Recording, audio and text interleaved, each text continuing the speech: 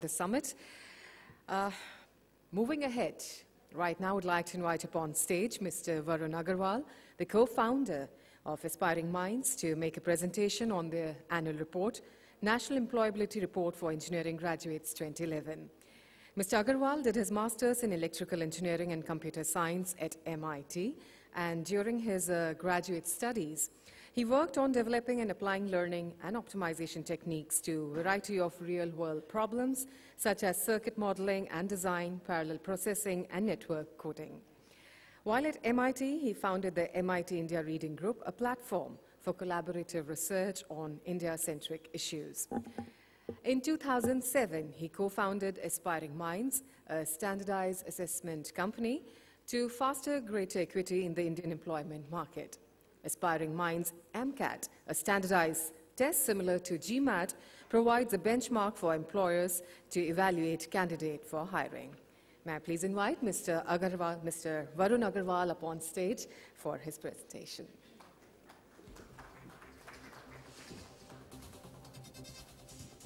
Good morning all of you.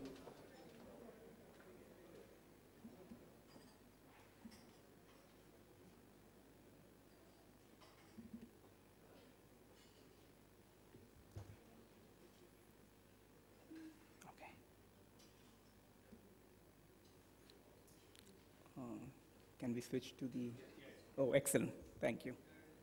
Thank you. So good morning, all of you, who've come from across the nation, from various educational institutes, government bodies, and other friends who have gathered here to discuss how to better education in India. As the minister also spoke, one of the goals of education is to facilitate employment, which leads to self-reliance and a way to lead a respectable life. In this context of employment, I would like to share some of our findings which we have gathered, which are a result of more than 4 years of work in understanding higher education and industrial requirements, working with more than 5 lakh students, more than 120 companies across all states of the country. So, as the minister was saying, we don't need a mandate from the state government to go and work in any state. As a private body, we can just go and start working with colleges, and that makes it a lot more easier for us to go and work with all of them. So we did this report, which is the second report in the series, which looks at employability patterns across the country. The report runs into several pages, having regional comparisons, gender comparisons, comparisons across colleges. However, in this presentation, I would like to just touch a few actionable items which come out of the report. So what are the explorations we are doing? We all know there is a problem of low employability in India. That is not the genesis of the talk I want to give today. I think all of us here are aware that employability is low in India. And what does that mean? That means that out of every 100 people who graduate out of higher education, there's a minuscule fraction which are actually suitable for being employed in the knowledge economy. What I would like to talk more about is where is the gap? Why is employability low in the country? What all of us who have come together here can do to improve this employability in our country. We all talk about where we are today, having all these very low figures of employability, of skills in the country, but where do we want to go? And that is another vision which I would like to share with all of you today. And if there's an agreement on that vision, probably that is something which we all, as a set, can go forward on achieving. And as I also have the privilege of being one of the early speakers today, I hope this vision can become a topic of discussion and debate across the many enlightening discussions which are to happen. And finally, I would want to go beyond what the education system can do in improving employability. Our results and statistics show that there's something, a larger problem which looms over employability than the education standards in the country. And that's something which I want to talk about, and all my industrial friends here and from the government, I think there's a healing touch which is needed, which can suddenly change how employability is perceived. So that's a thought experiment I'll share towards the end of the presentation. So before I go into the finding of the reports, what is the basis of this report? Many reports come out, but I think we need some objective basis as to how we are getting our findings. So this report is based on a sample of more than 55,000 engineering students who have taken a standardized employability test called AMCAT across the country.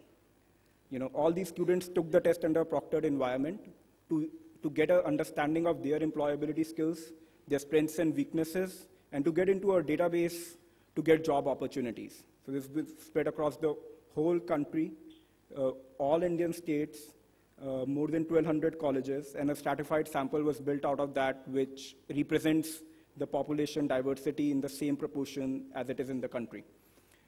AMCAT is India's largest employability test.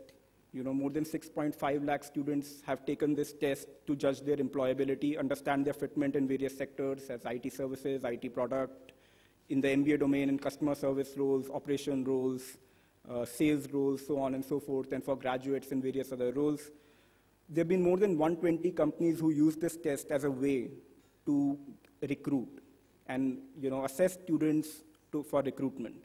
We work with 5 out of the top 10 IT companies where we build benchmarks on what are the right scores on this test for someone to get recruited and get a job. And from that's how we define employability. So this data is the basis of the report which I'll share with you. So the first thing, national report card, I'm sure you have seen such figures before also, so nothing new in that. If you look at the IT services employability, which is the IT services sector, which is probably one of the largest sectors in the knowledge-based economy, only 17.45% engineers who graduate every year are employable in the IT services sector. If you look at IT products, it is 2.68%, which is very, very low. So what I'm saying here is that in a college where there are 400 students in a single year, out of those 400 students, there are only 10 probably people who are employable in the IT product sector. And what we mean by IT product sector would be companies like your Google, Amazon, Adobe, which really build products, or your Microsoft, like a Microsoft Office or Adobe Page Makers, things like that, as opposed to IT services companies, which would be your Infosys, your Accenture, your Wipro, TCS, so on and so forth. So why so low? As I said initially, we all know it's low, but why is it so low? And especially IT product going to 2.68. So I'll just concentrate on these two figures to begin with. So let's see, what makes it so low? So the first thing which the industry is looking for, what they call soft skill trainable. See, they're not saying soft skill competent, they're saying soft skill trainable. So what the industry is looking for, someone who when comes in, within 3 to 6 months, they can train him or her in soft skills. And what are these soft skills? Not anything, not soft skills of an hospitality industry, nothing as complicated as that, not in behaviors and mannerisms, but something as simple as understanding English. Can you understand directions in English? Can you comprehend an email which you get from your client? Can you understand an email which you get from a colleague? Can you reply back to that email or that direction in a meaningful way? That is all what the IT industry is looking for at this point of time. Someone who can comprehend and communicate in good English. And they're not also looking at someone who at the outset can communicate in good English, but someone who they can put through a 3 to 6 months training, and at the end of that training, he can speak and understand English. And only 46% of our engineers today, out of the 6 lakh engineers we have, are soft skill trainable. So that's the first component. So 54% go away here. Another 54% people are the ones who are technically trainable. Again, not technically competent, but all we are looking at is technically trainable. So if you look at all the IT services companies we have across the country, they all put them through 3 to 6 months of training where they'll teach them computer programming and software engineering. Now the problem again is that, so what is technical trainability? Our research shows that all you need to know to be technically trainable is to know basic quantitative ability, not complicated quantitative ability, class 12th or class 10th quantitative ability to be precise, basic logical ability, and just exposure to the domain. So when you talk about computer programming, you should just, at least have sit on a computer and written 10 programs. You should know that there's a language called C. You should know the basic constructs of C, or any language. It's not really about the language, but know about the paradigm of programming. And there are only 54% people who know of the engineers who can do this. Because again, the industry, once these people have these initial raw material is there, they can train them over the 3 to 6 months. And unfortunately, that's one of the things the engineering schools have to impart, but it's not really happening. So this is a bad plus sign. So what the plus sign here means is that you need to be soft skill trainable and need to be technically trainable, but this plus sign doesn't make the sum higher, it makes it lower, right? So the percent of people who are both soft skill trainable and technically trainable are only 17.45%. So when you put both the criteria together, that a person, so there are 46% who are soft skill trainable, there are 54% who are technically trainable, but you look at the intersection, there's only 17.45%, right? And that's what plagues us. But here's the shocking thing. Why are they so low for your IT product thing? So domain trained, what do I mean by domain trained, is that anyone who knows, so would know some computer science, basic operating systems, know how to do computer programming, has some knowledge of algorithms, is someone who an IT product company can hire, because these guys are the ones who will do product innovation rather than doing the repetitive services work. That's only 8%. And that 8% plus, as I already said, this plus is a bad plus. So when you plus, it becomes 2.68%. But we have already hit the ceiling with 8%. So even if you keep improving your English and your logical, quantitative, the soft skills and technical trainability, till we don't get the domain skills right, we cannot just take this 2.68% higher. And that's where the problem is. We really, really need to train these people in domain. Let's go a bit more into the detail of this. What did I mean when I said they are not soft skill trainable? So our studies show that 51% engineers do not know the meaning of words such as absurd, generic, cease, adamant. These are statistics which are captured out of our test, the English module which we have, and more than 51% students cannot do these simple words. And that's, again, what plagues. So how do you really train these people who would not even know these simple words such as these? This is even more shocking. 42% engineers cannot divide and multiply decimal numbers. So a number which has a decimal point and more numbers, they cannot multiply and divide them. Now, this is something which, is a skill which someone needs, and that's why it is so shocking. You need this skill in the high school, pretty much should be taught in the high school. It's a skill of life importance. When you're conducting your day-to-day life, you might have to multiply and divide decimal numbers, So this is a big problem. And this is even before they're entering the engineering school that these problems start showing up. So what is the solution? How do we solve it? I think one of the things which is going wrong and which the study shows is, we start talking about employability in the 4th year or the 3rd year of studies. That's not right.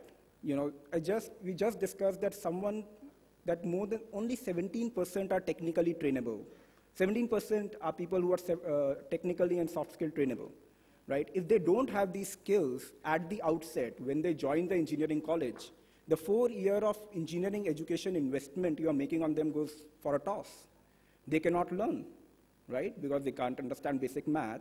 They cannot don't understand basic English. All of our engineering education is in English, right? So what is the solution? We don't have to do the intervention in the 3rd or 4th year. We need to do the intervention as soon as these students come into the engineering school. We need to do an assessment, identify where are the gaps on their technical trainability and their soft skill trainability, and start filling those gaps so that at the end of the 1st semester, they are technical trainable and soft skill trainable. Because only then will your 4 years of curriculum, they'll be able to absorb it. Because if they don't have that, they cannot do it. So identify at the induction, bridge it quickly. At the end of the 1st semester, it needs to be bridged. Teach the domain. As I said, till we don't break that 8% ceiling of people not knowing the domain subject, and that's not only about talking about computer science, but talking about mechanical engineering, talking about electrical engineering, it is very relevant. And also what all of us here should remember, that a lot of jobs in India are not being created by the IT services sector, the large IT services sector, but a bunch of small and medium-sized enterprises. Tens of thousands of small and medium-sized enterprises which are looking for people, but they do not have infrastructure to train these people. When they come out of your college and our colleges, they want these people to be already trained, right? And for these people to get employment and for these SMEs to progress, we need people who are already domain trained, right? And there should be a concentration on teaching the domain. As everyone says, I thought I'll also put it in my presentation that problem-solving approach and not rote learning. Though I think none of us know how to do it scalably, but it's fashionable. But I agree in concept that we need to do problem-solving more than rote learning, and that's what our studies also show. And then track it year on year. So the solution is to identify the soft skills and the technical training inputs in the first year, bridge them, track them using assessments, see if the students got it, then teach them domain and keep tracking the domain over the next 4 years. The problem is that we start thinking about employment in the 4th year, and the bus has already left by then, right? You cannot do much now. You cannot now teach someone who didn't know how to multiply and divide numbers to make him employable. So that's the first thought of where the problem is and how to bridge it. So let's talk about the second part of my presentation, where I said, let's see where we are today and where do we want to go. And, and it will be interesting to have comments on it. Where we are more than 6 lakh engineering graduates coming out every year. That means in steady state, there's 6 lakhs into 4, 25 lakh engineering students. More than 2,500 plus colleges. Every year when I open the newspaper, there's a new number springs up. So last number I saw was 3,000 plus, but I think the right estimate would be somewhere between 2,500 and 3,000. And only 1 lakh employable. And I'm talking about the IT services sector here. So that means 5 lakh not employable, which is these people don't have jobs. But remember, 5 lakh unemployable people are also, who have degrees in their hand are socially dangerous. So where do we go from here? See, we have done a great job in capacity building. We have 6 lakh engineers. USA today, which is already 4 times than what USA creates. The USA's number is between 1 lakh to 1.5 lakhs. We do not need more engineers. We have enough capacity across the nation. So my vision would be that not more than 8 lakh engineers. We are doing very well in building capacity across the nation. If you look at various studies, there's no, of the amount of workforce we'll need. What will serve us is having more employable people. So my vision is that less than 8 lakh engineers, but more than 6 lakh employable. We need 70 to 80% of them employable. And that's what solves our problem. We have done a great job, as I said, in building capacity, all the efforts which have been put to open more institutions. But all our studies show that if you, in any state, any region, any city, more the number of engineering colleges, lesser is the employability percentage. So this is what has started plaguing us now. So we don't need more engineering colleges. We need better engineering colleges and better training. So the last thought, which was the healing touch thought, what else is going wrong? So I said there are 6 lakh engineers, 17.45% employable. That becomes 1 lakh engineers who are employable. Where are these employable engineers? And here's the thing. So what we segregated these engineers into 750 top campuses and the rest of more than 2,000 campuses in the country. Right? And so I wanted to see how many employable candidates are in the top 750 campuses versus the rest. Any guesses? Well, half of these engineers who are employable are in the top 750 campuses. But the other half are in the rest of the 2,000 campuses. And this is where the problem is. These 50,000 who are in the top 750 campuses get an employment opportunity. But these more than 50,000 employable engineers who are in the rest of the colleges do not get an employment opportunity because the industry goes and hires only from the top 750 campuses. And this is a very big problem because all these students in these colleges don't see any opportunity, right? So there is no incentive to become employable. In the same class, if there's 5 people who are employable, everyone sees that they work hard and they should get a job, they also don't get a job. And that's where I think the industry needs to do a healing touch. We should go beyond the name of the college to make our hiring decisions so that there are opportunities for these 5,000 employable students which are outside the top 750 campuses. Until opportunities do not trickle down to these 50,000 students, I don't think the employability problem will solve, because still people do not see incentive in becoming employable, they'll not become employable. So that sums up the 3 ideas which I wanted to share. Where we should be, I'll just reiterate, 6 lakh, we want 6 lakh employable candidates out of the 8 lakh and not 1 lakh, and more than 1 lakh who are employable in core jobs. And we want employment everywhere, not limited to a region, not limited to a college. Whoever is employable should get an employment opportunity, and that's what we think can solve the employability puzzle.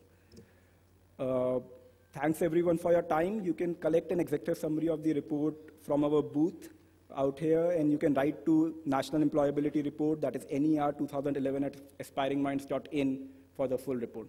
Thanks a lot for all your time, and happy to answer if there are any questions.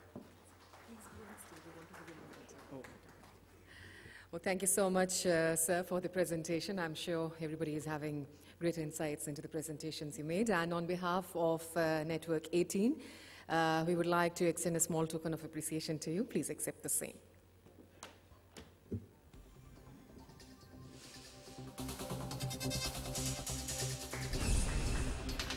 Thanks so much, sir.